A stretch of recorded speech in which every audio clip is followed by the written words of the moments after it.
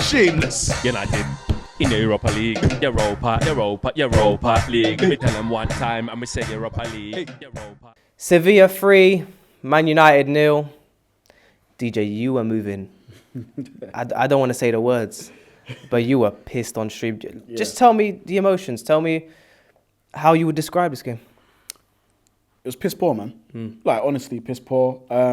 You know, you don't expect that level of performance, especially coming off the Forest one. Yeah. There was a lot of fans, me included, a lot of people in the UV community that were saying, yeah, amazing performance, good. Well, not amazing performance, but good performance against Forest. Yeah. A lot of our key players stood out. And then we come here and, we're having a relapse. Like, it's just a shit show. Can't connect two passes together. You know, a lot of our players that we expect to kind of, you know, try and drive the team forward just wasn't operating. The Casemiros of this world just didn't show up tonight. Ericsson didn't show up tonight. You know, just a really, really poor performance against a Sevilla team that are 13th in their league. And they're like, listen, guys, Sevilla are a shit team. Like, let's just make that very, very clear. They are a shit team. And today we made them look like prime flipping Real Madrid. Yeah. These players flew all the way over to Sevilla to hand them the game. What type of shit is that? Like, I'm literally just tired of us bottling these opportunities. Yeah. And it is called bottling. When we go through the team, when I'm looking at sort of that, like, all levels of the performance, there was no fight. There was no intensity. We looked lackluster. We looked like players are jogging around. When, like, it was terrible. Yeah. It was terrible. It was terrible. I mean, we said it on stream. I mean, that back four, well, I won't say back four. This is the same back four that played against Forest, right? And we thought, is Luke Shaw going to come back in, left centre back, blah, blah, blah. And no, it didn't happen. Clearly, he wasn't fit enough 100% to start the game. But look, Maguire in that first goal, De Gea, how would you analyse that first goal? Because we saw it in the chat. People saying it was Maguire, people saying it's De Gea, but both players ended up having a very poor game. Yeah, you know what? I still think, like, when I looked at it in real time, when De Gea received the ball, that pass is on. That pass is on. Whether he should not trust Maguire, that's a whole different conversation. I believe the pass was on. You guys at home, you might think the pass wasn't on. You might blame De Gea. Fair enough at this point. Don't really care. But for me, the pass was on. Yeah. And then when we slowed it down, when we really had a look at it, Maguire actually looks over his right-hand shoulder, sees the player coming. Doesn't look on his left-hand shoulder, though. Doesn't look.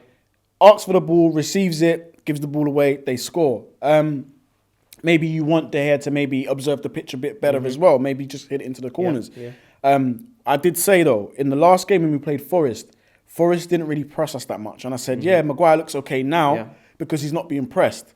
The minute he gets pressed, you've seen the mistakes come out today. He made a few little mistakes.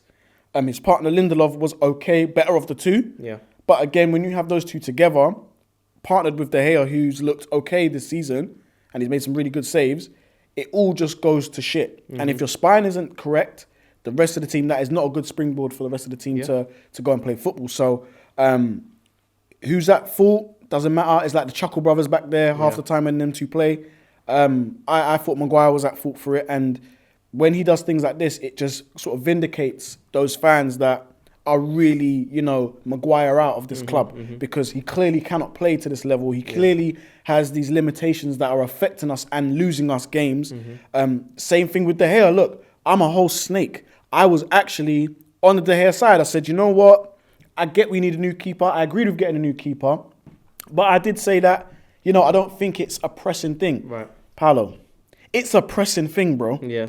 I'm a whole snake.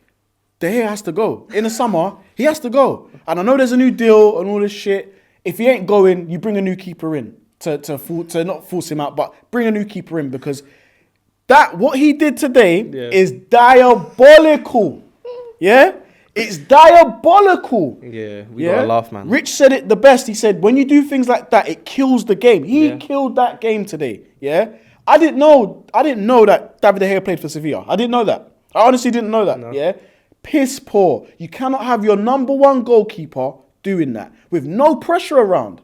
Yeah, listen, David De Gea, we need a new keeper. I'm sorry, bro. Like, and that has to happen in the summer. If we can get the investment from the new owners, that is something we have to look into. We have to. Yeah, and then from the start of the game, I mean, straight away Sevilla start pressing. and we didn't. Well, at times we played out of their press pretty well, but then you see some silly little flicks at that side of the game where you think, come on, man, like when we're not comfortable in this game. And De Gea, distribution, like you said, poor throughout the whole game. But do you think this was more our mistake rather than Sevilla being that good? Yeah, that's a good question. I definitely think that it's United's fault. The first leg, we should have killed the game off. The game was literally in our hands. It was in our hands. This whole tie was in our hands. And we literally just pissed it all down the drain. Like, literally pissed it all down the drain. We scored all the goals at home.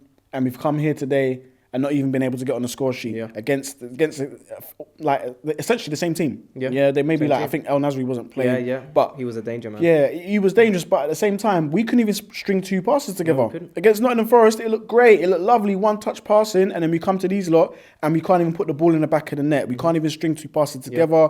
We can't even get control of the game. It was just such a poor performance, and I think it's just a reminder that for every bit of positivity and progress we make under Ten Hag, there are still these lapses. It could be I think it is a mentality thing. I think when we do come and play away, we're just shit. There's no intensity. There's nothing. Literally, like these guys, I'm watching them, and they're jogging, they're walking. There's no fight. There's no belief. All that fight and belief is gone. Yeah, was gone. Like Maguire, like they're just playing it here now. It's just shocking, man. You don't expect a professional footballer that gets paid hundreds of thousands a week to do something like that. I'm just pissed off, man. And I mean, talking about belief and strength and all of that. I mean, Casemiro, one of our best players this season. He's transformed our midfield. But you know, he was playing with Eriksen and Sabitzer today. Who I don't think Sabitzer was that bad, but you look at someone like Eriksen, who out of possession quite clearly is not a player who deals well with being pressed, like you said. Someone like Maguire, for example. These are players who, particularly Sancho as well, who they're not part of a team who's a finished product, I would say. So again, Eriksen, that midfield, Casemiro was poor, one of our best players. What went wrong? I mean, you could see as the game went on, Casemiro, his passing, he became almost like, whatever, we're losing the game, I'm just giving the ball away now. Yeah, man, big Miro, man. Bad game for him today. And he hasn't really looked as good as he was before, obviously the suspension. He's come back. He's still a little lackluster, but you know, with him, a player like that, with his experience, you think, you know, a couple of bad games under your belt, you'll kick on, okay. In terms of Eriksen, you know, the Eriksen and Sanchos of this world, I'm just gonna say it, guys. I think they're good players, but they're the cherry on top of the cake once you've got the cake. Yeah, they're not the players that are gonna be in the engine room making things tick over. And I can see us eventually getting a replacement for Eriksen. Not to say we're going to offload him, because I think he's a good player, but we do need to have another player that comes in that can do what Eriksen does and more, because we definitely need that in there. And last question, will we beat Brighton on Sunday? Man, listen, if this Manchester United team want to get something good out of this week, they have to go and beat Brighton. That is a very important game. We're in the FA Cup still, semi-final. It's at Wembley. It's an occasion. We've got to go there and want it more. Ten Hag's got to pick these players up tonight and get them ready, because that's a big game, especially with an injury to Martial as well for serious. Ten Hag, get them ready.